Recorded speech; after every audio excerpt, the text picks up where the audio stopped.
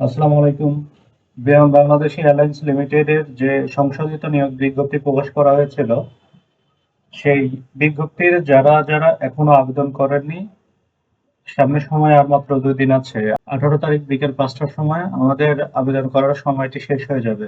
তাই যারা যারা এখনো আবেদন করেননি তারা তারা খুব দ্রুত আবেদন করে ফেলুন। আপনারা ইতিমধ্যেই অবগত আছেন যে এখানে যে 3টা পোস্ট আছে, এই 3টা পোস্টে মোট 525 জন প্লাস লোক নেবে। অনলাইনে আবেদনের জন্য সর্বপ্রথমে আপনাদের এই ওয়েবসাইটে যেতে হবে, www.bbal.teletalk.com/bd। আমরা সরাসরি এই ওয়েবসাইটে চলে যাচ্ছি। আমরা এই ওয়েবসাইটে আসার পরে আমরা 3 নাম্বার সার্কুলারটাতে চলে যাব। এখানে আসার পরে আপনাদের যদি সার্কুলার দেখার প্রয়োজন হয় তাহলে আপনি সেকেন্ডটায় দেখতে পারেন। আমরা সার্কুলার দেখব না, আমরা এখন সরাসরি আবেদনে চলে যাব। এখানে 3টা অপশন আছে, ground service assistant, commercial assistant ও অ্যাকাউন্টস অ্যাসিস্ট্যান্ট। যে যেটাতে আবেদন করবেন সেইটাই ক্লিক করবেন। আমি কমার্শিয়াল অ্যাসিস্ট্যান্টে আবেদন করে দেখাচ্ছি। কমার্শিয়াল অ্যাসিস্ট্যান্ট সিলেক্ট করে নেক্সটে ক্লিক করব। এখানে যদি কারো অল জবসে প্রিমিয়াম মেম্বারশিপ নেওয়া থাকে তাহলে ইয়েস দেবেন, আর না নেওয়া থাকলে নো দেবেন। আমরা নোতে ক্লিক করছি, তারপর নেক্সটে আসার পরে এখানে আপনাদের নাম প্রদান করবেন।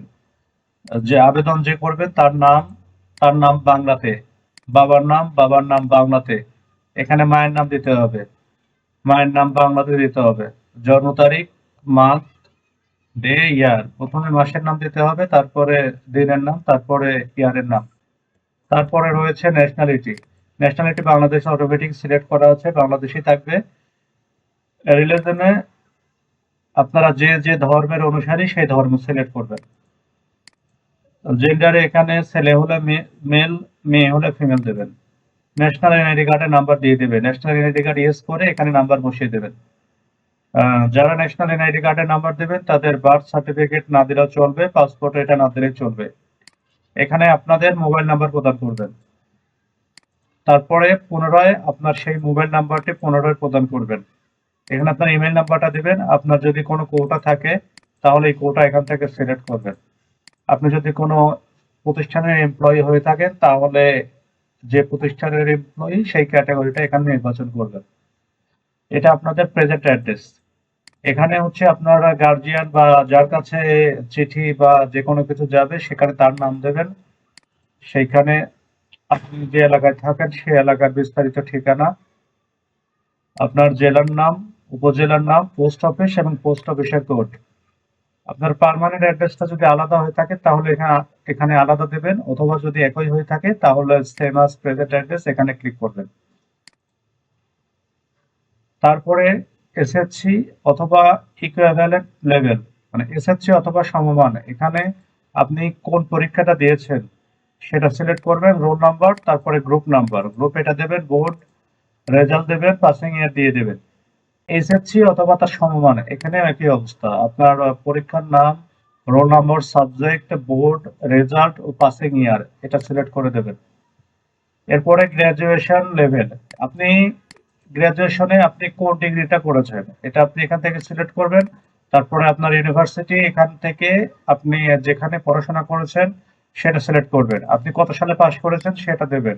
আপনি কোন সাবজেক্টে পড়াশোনা করেছেন সেটা এখানে দেবেন। আপনার রেজাল্টটা কি রেজাল্ট হয়েছে সেটা এখানে দেবেন। এখানে সিজিপিএ আছে, আউট অফ 4, আউট অফ 5 দুটাই আছে। আপনার যেটার মাধ্যমে পাশ করেছেন আপনি সেটা দেবেন। আপনার কোর্সটা কত বছরে করেছেন সেটা এখানে সিলেক্ট করবেন। এরপরে আপনি যদি কোনো উচ্চতর ডিগ্রি থেকে থাকে, মাস্টার্স বা তার সমমান, সেটা এখানে দেবেন। এটা এখানে দিলেও হবে, না দিলেও হবে। আপনার যদি জবের অভিজ্ঞতা থাকে তাহলে এটা দিতে পারেন, এটা অপশনাল একটা ব্যাপার। এরপরে আপনার এক্সপিরিয়েন্সে এসে do you have efficiency in computer operation, এটা অবশ্যই আপনাকে ইয়েস করে দিতে হবে। 2 নম্বরে রয়েছে do you have efficiency in English spoken.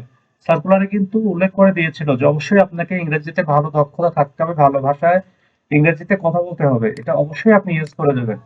3 নম্বরে রয়েছে do you have average D grade in 5 subject in O level and 2 subject in A level, এটা অবশ্যই আপনি নো করে দেবেন। নো করে দিয়ে তারপরে এখানে ক্যাপচার আছে, আপনার যদি ক্যাপচারটা যদি আপনার পড়তে অসুবিধা হয় এখানে পুনরায় আবার ক্লিক দেবেন, আপনার যে ক্যাপচারটা সহজ মনে হবে সেই ক্যাপচারটা আপনি এখানে বসিয়ে দেবেন।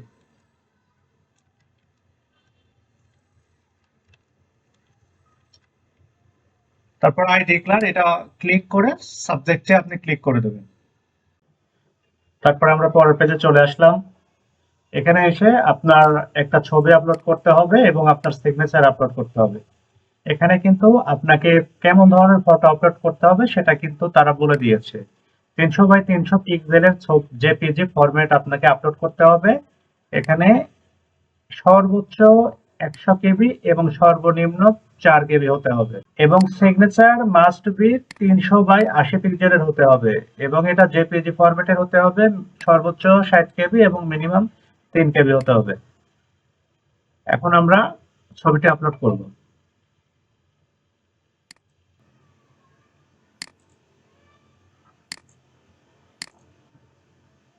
এবং এখানে আপনার সিগনেচারটা আপলোড করবেন।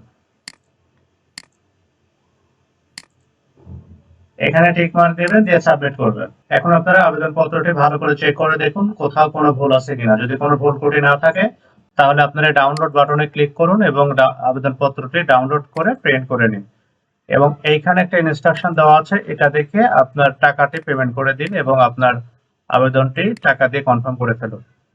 ধন্যবাদ সবাইকে। সবাই ভালো থাকুন। দেখা হবে পরবর্তীতে নতুন কোনো ভিডিওতে।